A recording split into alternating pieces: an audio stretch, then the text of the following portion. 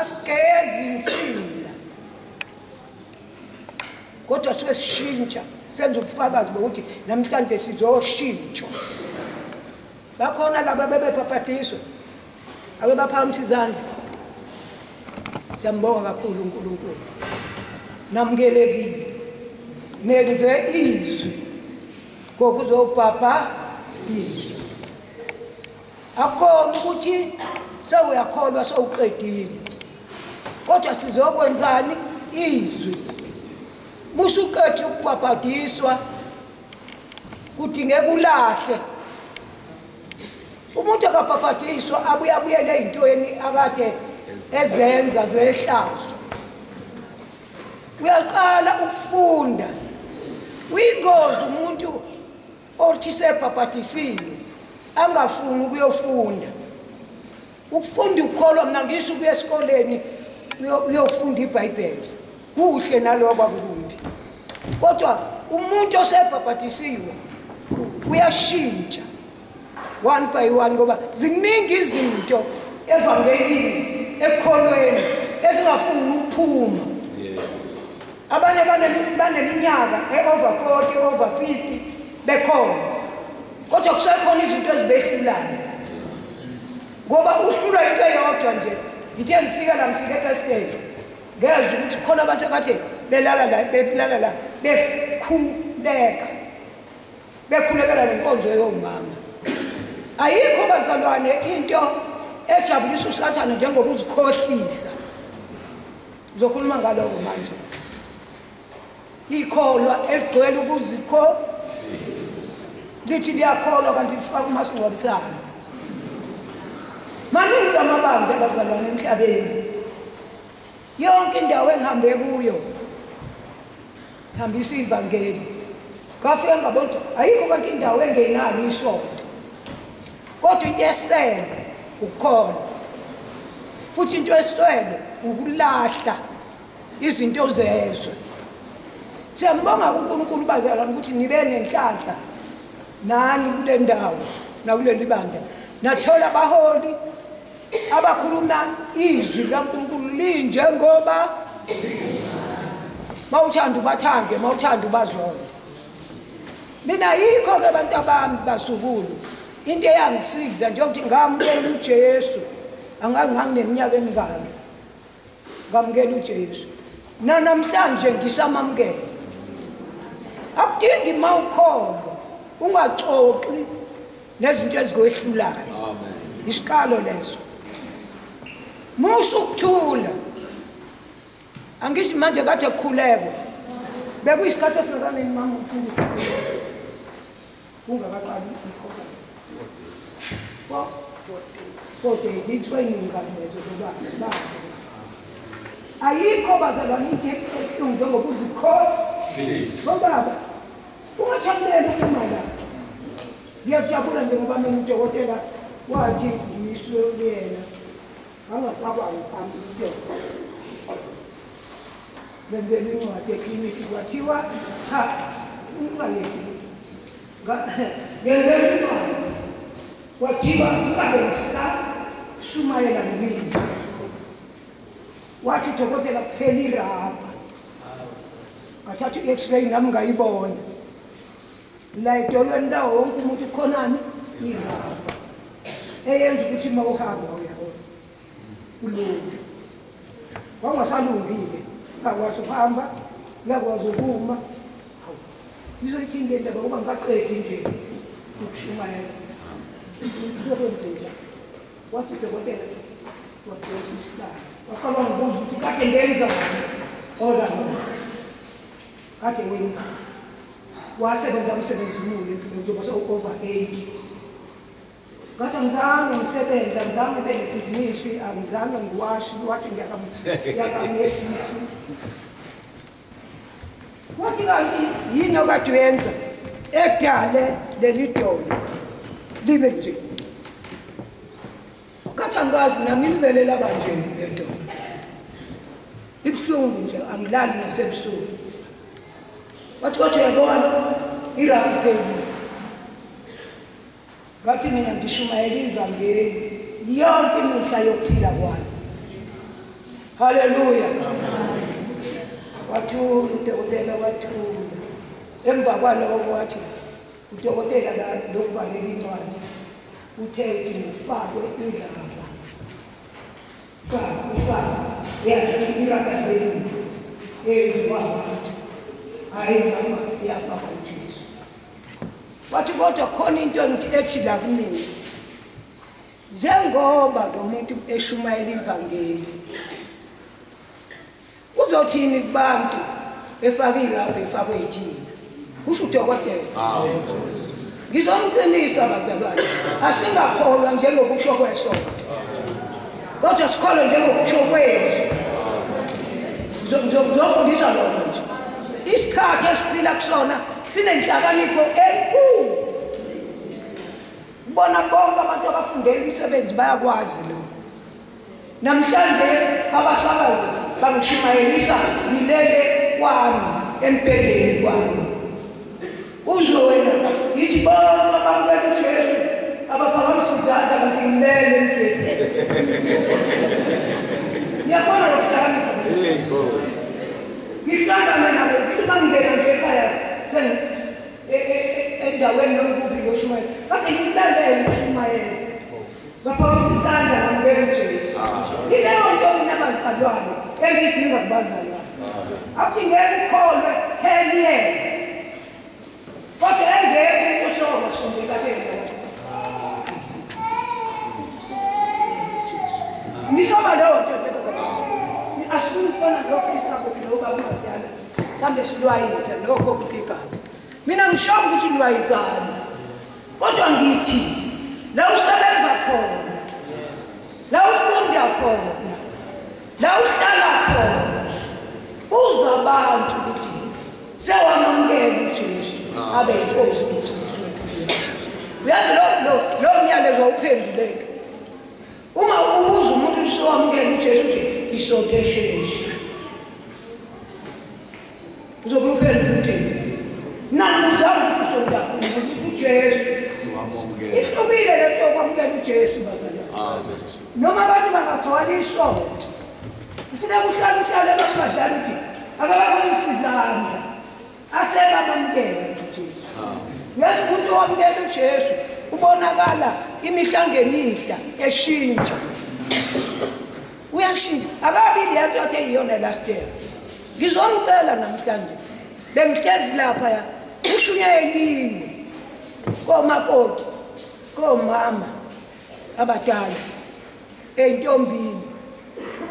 Akuyeke lento yokuthi kunele kuphela iconference ukuthi saphumula. Hayi, ngisayophumula ekhaya. Uzulala ungathandazile kwanamhlanje. Ulala ungathanda uqale lapho ugcine khona uzoqala iconference. Njalo usathana uyakwazi ukuthi awuqabene naye. Kodwa into oyithandayo ukushuma niyezwa ukuba lengozi ngihlangene nayo kakhulu kubantu besilisa. Ayikho into ethandwa amadoda ngokushuma. Yabona noma ukuholi njalo umthandazisa njalo umshumayelisa. Hey amakhipha yonke imali nayo. Abantu bakhosi abantu abazongena ethunini ave bengeniswa ukushumayela. Bangeniswa ukuliphila. Amen. My God. Umuntu mayifuna ukubona ubuso wesizwe akafundele kwakhe.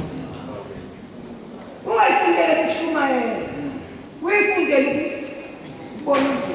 Amen. Hallelujah. Kunevesi nje kulula engafika nami ikhuluma ngani. Zamani. Niyezwa kuthakala. La iBhayibheli nazo iningi indawo esisho njalo. Ezidabuzana. Eyiningi zithi yenzana. Kodwa leyo kuhlalisana kahle nabantu ngoba ongakwenzi ayiboni kodwa. Ukholelwa ungayiboni inkosi ukholelwa ungcwatsho. Ngisho abantu abangakholwa bayangcwatsha. Yini indaba bazalwane singazihluphi ngekusasa lakho. Lapho ngoba kungasekho umuntu. Yabona nje wasihlezi la nje ngeke sife sonke kanye ngathi sikhingeke nebhasi. Khumbula nje ukuthi ungasichithi isikhathi ngokukholwa ngendlela ethandwa wena. Angazi ngayichaza kanjani le ndaba nizwe la. Ayikho into eyingozi njengokukholwa ngendlela yakho. Ungakholwa njengokusho kwethu. Njengoba bepapathiswa la abazulu bami. Ayikho into emnandi ukuthi uma usuka embhabhadisweni uqala ukulahla izinto ozaziyo ukuthi uma umuntu enza kanje ngeke ubone umbuso wezulu. Ngaqala ukusina yeswa ngaphenduka ngino 13 years. 13 lokho ngikhumbula kahle. Ngoba umfundisi esontweni engangisonta kulo kwakuthi uma kuthiwa abakhetha inkosi njalo ngiphakamisa isandla ngisukume ngimi wazowezwa uzongilendezela ndodana kade wawuyikhetha inkosi mntanami sekwanele. Awu mina kunomuntu nje othi makuthiwa bakhetha inkosi yabona ngizoleyo sukume ngikhetha inkosi sekwanele manje ungawusayikhetha kodwa ngizwe ungaza ngamtshela into yona ngoba ngisukumele khona lo muntu othi nje ngiyakhetha. Haleluya. Wayisiza impilo yami kuba usathane ezinye izinto athanda ukuzenzisa abantu besifazane ekade sikhulunywa uma madlala la. Wangambulela uNkulunkulu. Wena kungaba ngoba abanye abantu bafuna ukuqala badla izono khona bezofakaza. Khona kuzothiwa haleluya. Ngoba abantu bayathanda abantu mabethi kade ngiphinga kade ngezibuthi kuhle kungakusho kodwa kulungile ungabusasho ukuthi manje sewenzani uphingile phela waphinga manje mhlawumbe wathola umvuzo wazala bume njengeyashi. Akukusizi lokho. Indaba enhle ukulahla usuku nosuku. Umuntu nje okhetha uJesu ulalela lo muntu esimcelayo emva kokubhabhadiswa ogama lakhe kuthiwa umoya oyingcwele. Ngizonikwayisa ke bantu abami ukuthi ungabi nomoya oyingcwele ophethwe uwena noma umoya oyingcwele wala ebandleni ubone kwabanye abantu kanti wena ukutholanga. Umoya oyingcwele mayesesifikile la zomthola anginaso isikhathi sokuthi ngikuchazele. Umuntu ma ufika umoya oyingcwele uyaphenduka uyazalwa kabusha njalo ngoba umoya oyingcwele akawusebenzi umsebenzi wokubuka izono zabanye abantu. Ujwayele ukubuka wena. Ngisekhona abadala. Amen. Ayikho into eyingozi njengokuba nezilimi kanti umoya oyingcwele awunawo. Sekhona. Amen. Ungathokozeli ukuthi ngibhoka kakhulu ngezilimi ngikhulume ngazo kuzokuthule bonke abantu. Khathalela ukuthi wenzani. Wonke umuntu okholwa kumanga engayihlupha ngaloko nje. Khona ivesi ngelifushane lithi makungaphumi emlonyeni sengikucabangile kodwa musu ukugabisa ukuthi mina into nje masayifikile ngiyayikhipha ngoba lokho kusho ukuthi uyisehluleke. Nakule conference uzophindela emuva wena ukhipha noma yini efikela kuwena. Umuntu onomoya oyingcwele seyifikile unganalanga kuze kwasa. Kunabantu bazalwana abahlushwa umina. Mina nje awusazi nesikhathi uzila ukudla awuhlukani nalegama lithi mina nje. If fasting bangcwele bikela uNkulunkulu izinto eziwehlulayo hayi zabanye abantu zakho. Uyayazi into isigqila sayo ngoba kuyingozi bazalwane ukukholwa ukholwa ngendlela yakho. Ngizokhuluma ngaloko nje. Ake sivule izwi lenkosi kuJames chapter 1. Manje uJames chapter 1. Khona ichorus ethula lapha eThekwini. Angazi noma la bazona senhla nemhlabeni. Letha kukho uJesu. Angeke kulungisa. Yebo ngiyasi. Akukho uJesu. Akukho uJesu. Angeke kulungisa. Yebo ngiyasi. Yebo ngiyasi.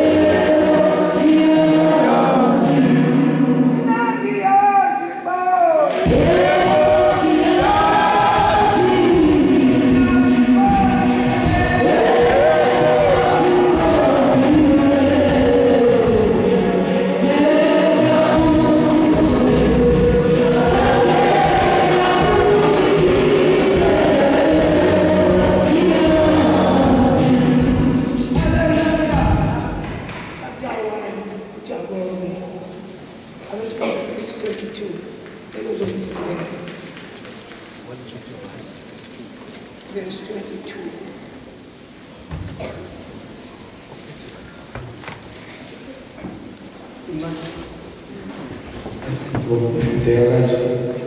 Verse 26. Yibani ngabalenzayo izwi, ningabi ngabalizwayo kuphela, nizikhohlise. Yibani ngabalenzayo izwi, ningabi ngabalizwayo kuphela, nizikhohlise. Ngokuba uma umuntu ebolizwayo izwi engesiye olenzayo, lowo ufana nomuntu obuka ubuso bakhe bemvelo esibukweni. Ngokuba uyazibuka amuke akhohlwe masinyane ukuthi wayengonjani. Kepha okubisisa emthethweni opheleleyo wenkululeko ohlala kuwo engesiye ozwayo nje akhohlwe, kodwa ongowenzayo asebenze, lowo uzakuba ngobusisiweyo ekwenzeni kwakhe. Uma umuntu esho ukuthi uyikholwa engabophi ulimi lwakhe kungathi ngetomu, kodwa ekhohlisa inhliziyo yakhe, ukukhonza kwalowo kuyize. Baba wethu muhle egameni elihle likaJesu Kristu waseNazaretha, Moya Oyingcwele, nathi izwi lakho, nathi izwi lakho Moya Oyingcwele, ngoba wena ungulizwi kwakumnyama ezweni, wathi makube khona ukukhanya, ngalo izwi lakho. Izwi lakho Jesu liyinkemba, lingamandla, liyehlaba, liyehlukanisa. Izwi lakho Jesu, Baba, umkhulu ngalo izwi lakho, ukhona phakathi kwethu ngalo izwi lakho. Lizwi, khuluma ngalo izwi lakho, ngena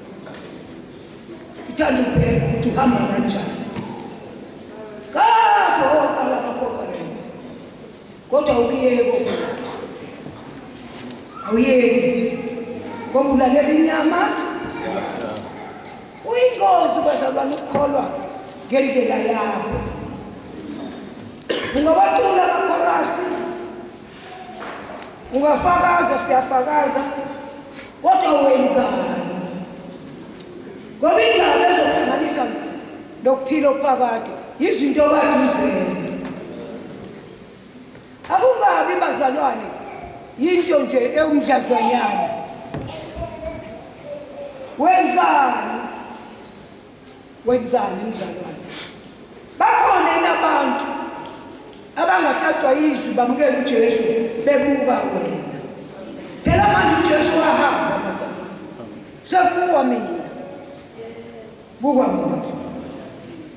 mina leli bandla likamoya bazalwane mina ngokuzalwa ePortshepstone lapha lokho besifazana ngijabulile ngifika umuntu wabazalwane umhlabeni wabesifazane ayengekho amadoda kuba wayengekho indoda eyithanda ukusindiswa yayingekho ngivula amehlo yayingekho ngoba kwakuthiwa into yabafazi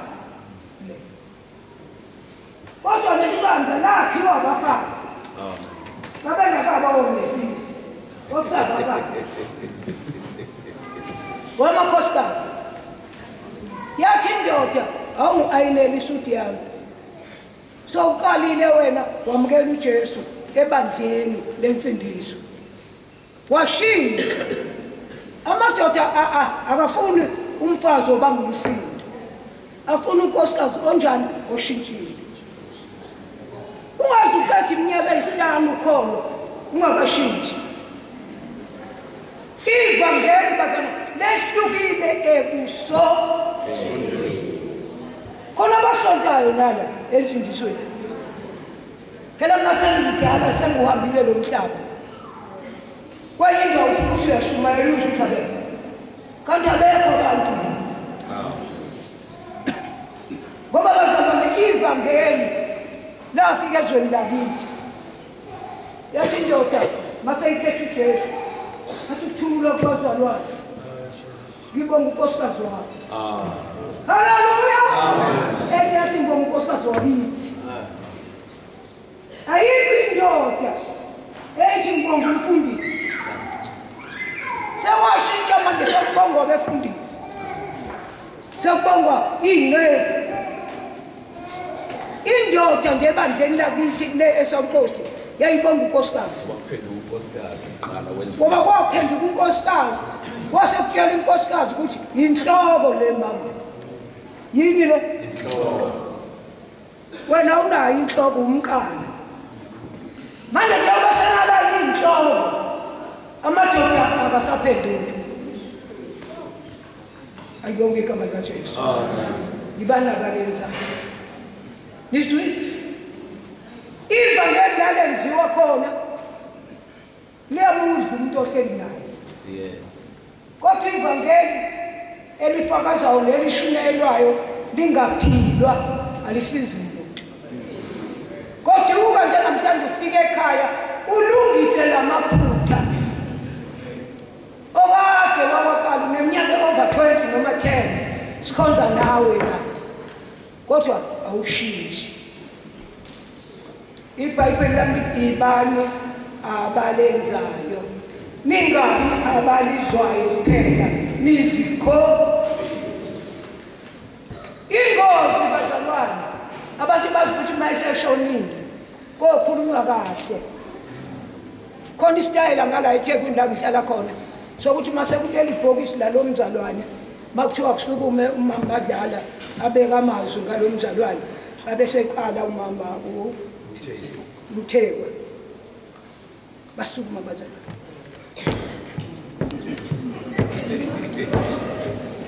boze bayofika lapha bajile bayofika lapha kulela uNkuzimalanga la ofe ekade engalenzi lesokhala bazalwane uhle nabo ukhombisa ukuthi siyathandana kodwa kuwena sokushonile kuyingozi ngoba kujantshela umuntu ongazange alenze ivangeli bazalwane into efuna ukwenziwa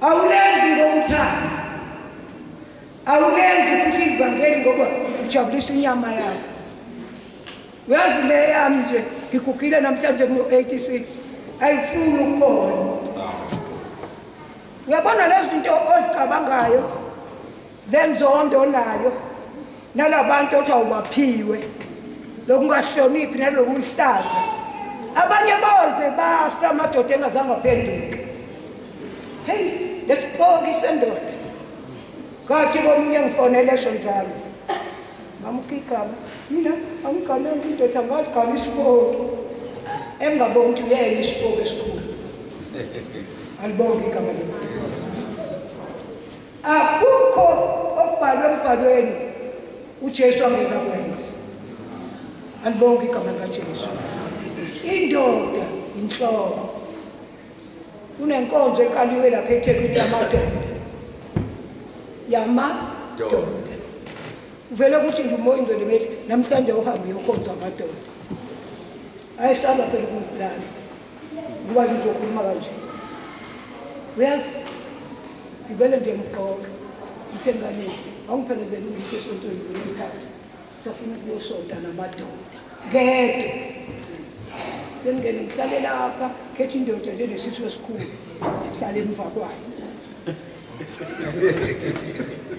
kuyingozi bazalwane ukungalenzi ngizogqizelela lokho ngokho isikhathi esiningi kodwa ngifisa bazalwane sonke esilayivini ngoba ngithandazile ngathi njengoba umadala ethi fanele konje yini nje inkosi oyifunayo uma bekushiwo kuwena baba usho wakhuluma ngokuthi ngezwi voice ethi ibani abalenzayo hayi nizikho ungakanani ikhofisa bazalwane noma unomculo kuhle lokho sibe nabantu abakwazi ukudumisa njengalo ubhuti uyadumisa ngimzwile izolo edumisa enyakazisa amandla kamoya ingcwele bazalwane kodwa kuyingozi ukuba ube naloko kudumisa mase kudingeka uthatha istand wenza ukholo akukho ngoba phela sizokuphenduka thina sithi ekudumisa kamnandi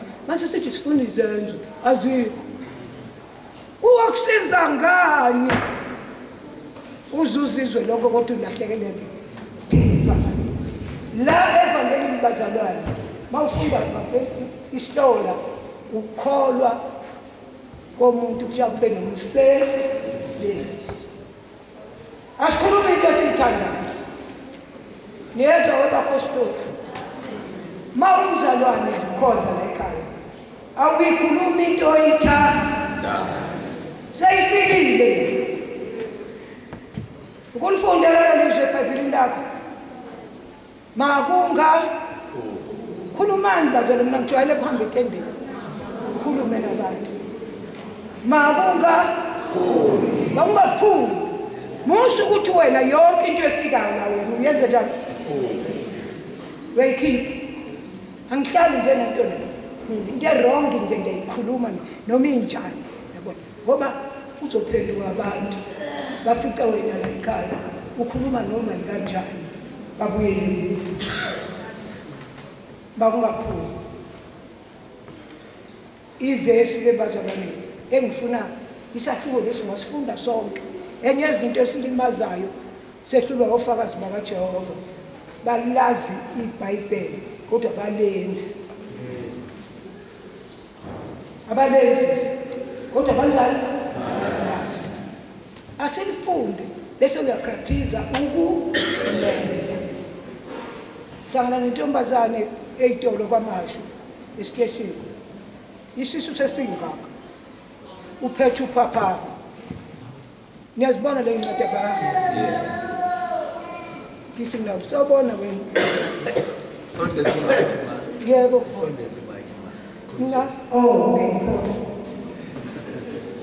ngithi hawu utayisha uphapha kodwa wena isilimi awungani kodwa ngithi hawu uwalithi isisu singaka sibe ngakuyingane kodwa utayisha uphapha akakuphaphamisa ngani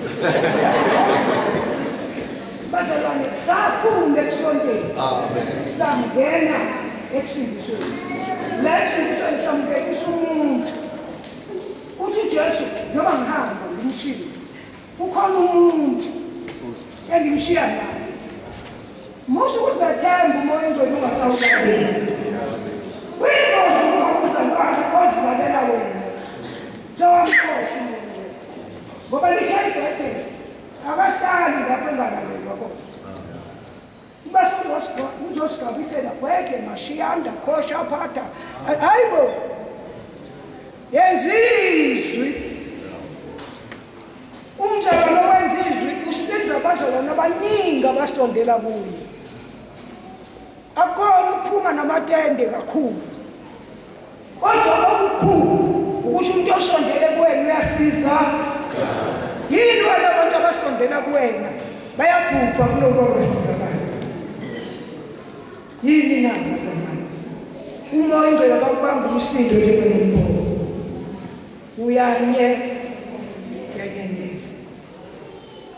ngiyamthanda uJesu bazalwane ethi uyomfundisa ngezingazi zake ngimtshele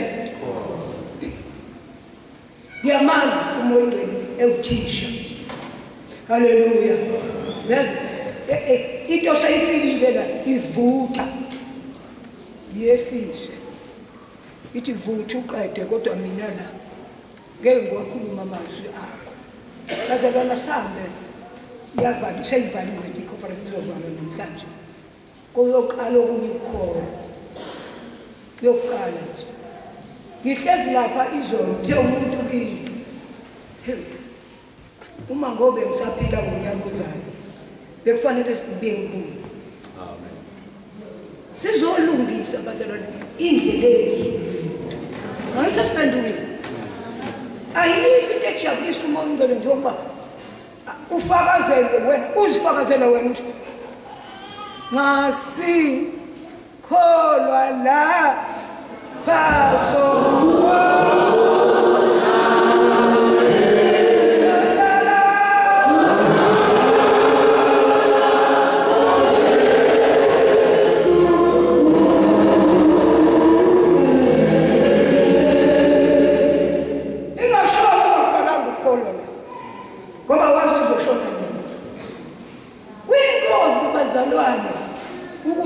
kanti ukholwa bewungasakwenzi ushoyo bese besukuma labo baba bancane namhlanje bebaningi bezemngcwabeni wami lagqoko namagawune ahube phansi amagawune nokholo bakhulumele phansi ngeke ngibalalela khona ingcojana ezabhalwa yibona hayi uJesu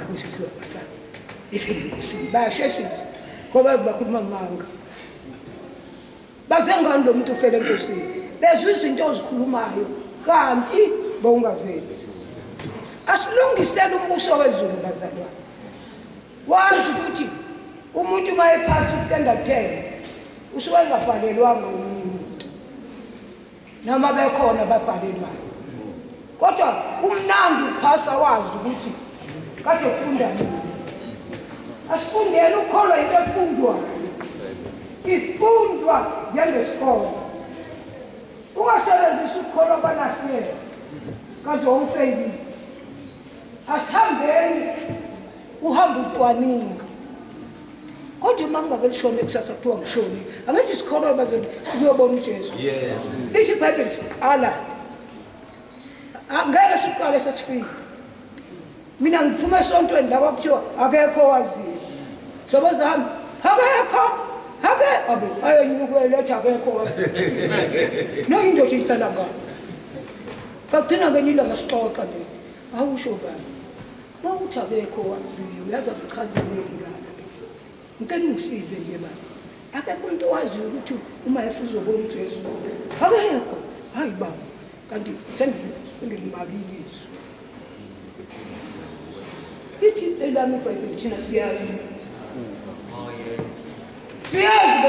uyazi nje noma usuka la ugoduka ukuthi angithathanga lutho angizushintsha lutho niyezonto abantu kodwa kokukhuleke masokhuleka umkhuleko la wokuqina Nkosi akongishintshe akekho umuntu ongakushintsha isho uvuthana akekho nangiyakuzela ukushintsha kodwa ngizothi ibani abalenzayo izwi ningabi abaliswayo nizikhohlise ngoba umuntu esho ukuthi uyikhono kodwa engakwazi ukuzibona indaba yakho lokuthi uzibopha kanjani haleluya ngena umfana ngemilanga la kuhlala khona uthi ucela amanzi kade uyofuna amatoho ucela amanzi ophuza omini wayesethi umuntu akacela amanzi ulami yes yathi mayishumi ingane ithi yokho amanzi athi akho ukuthi everything akukho ukuthi amanzi ovuthi uyazi yiko ungawulaleli umuntu ngoba ugcina sowulalela nezinto ezingasho lutho kasuku sikhona isikhona ayikhona inyama esabizo kasheshisa ngayeka le ngane kasheshisa bekuhlale kwami uma ungakwazi ukuhlalisana kahle nabantu umakoti engihlala naye ngomfana kadadewethu ngamtshela efika ngathi mase ukhathele ukhulume nomyeni wakho ufuna ukuzweni ungashinthi ubuso kuba la ikaphuma ngene uyazenzekela bayazi nje omafika ukuthi oyafike athi naye uzomeswa ngeke uyena onesa abantu ikhaya labazalwane lidinga abantu abakwazi ukuhlalisana kahle nabantu bonke ngoba abantu abazoba into eyodwa ngabe sengamxoxela kumakoti wathi ngiyanami ngimxoxela ngesonto kade shada ngimgqibela kodwa yabona ke mntanami la ekhaya ngiyangena phuma kuzofika abanye abashumayela ivangeli abangizini bengakhona sekhona amen ebakhona abantu abanjalo ababi kanti bazibize bona kuyathandeka phela uma bantu khona abakuthanda webazalwane Khathi uyabona-ke mase ukhakhela kodwa ungitshele mina angikakapheli amandla bengingakagugi sesihlale naye 14 years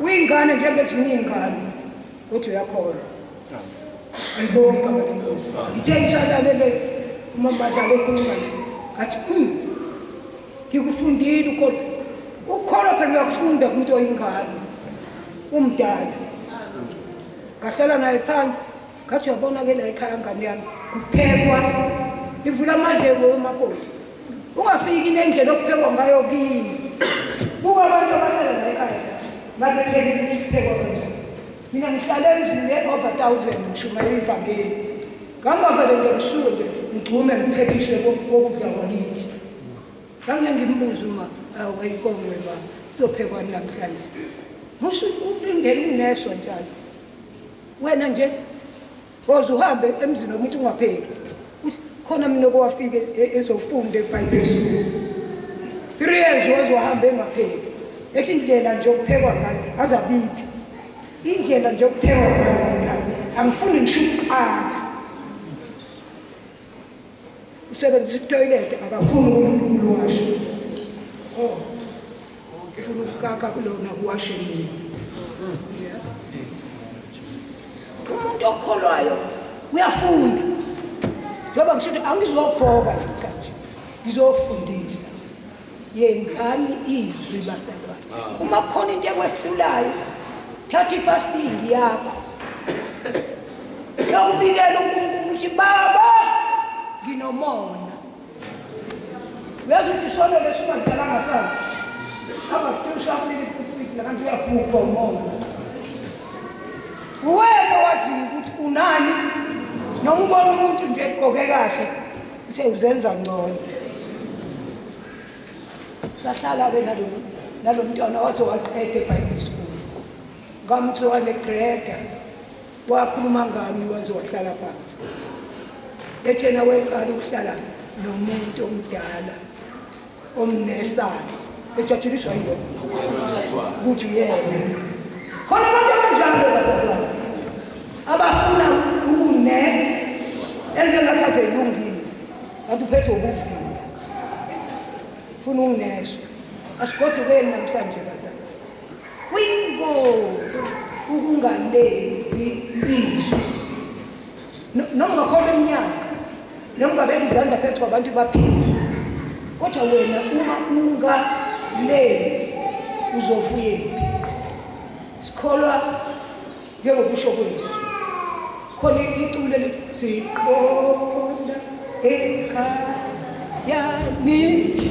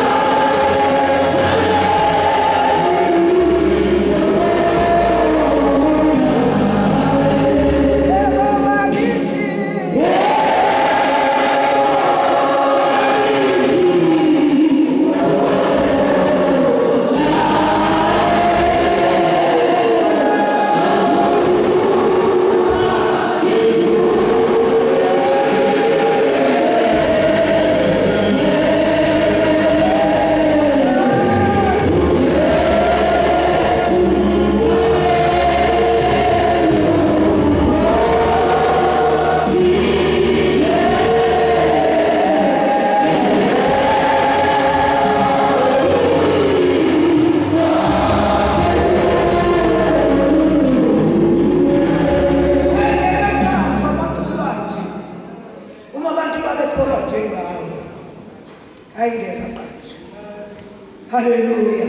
Namhlanje sinamaculo athi silifuze.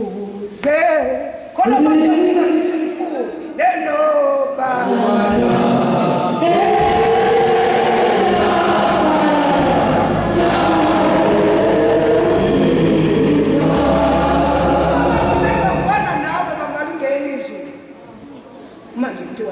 Abafana nawo ngithi uyashumayela bazalwane sabapostoli sifuze ibandla. Haleluya. Musu kwenza ukukholwa njengendlela evumelana nawe, kholwa njengokusho kwezwi. Into eyangilahlisa ukusonga ukuthi omkhulu eSouth Coast wethu sikholwa njengokusho kwezwi. Uma uzi ukuthi kuyakuhlula, fast and pray. Tshela uNkulunkulu, musu ulamba wenza ihunger strike. Ulambe. Kodwa ungakwenzi ukukholwa.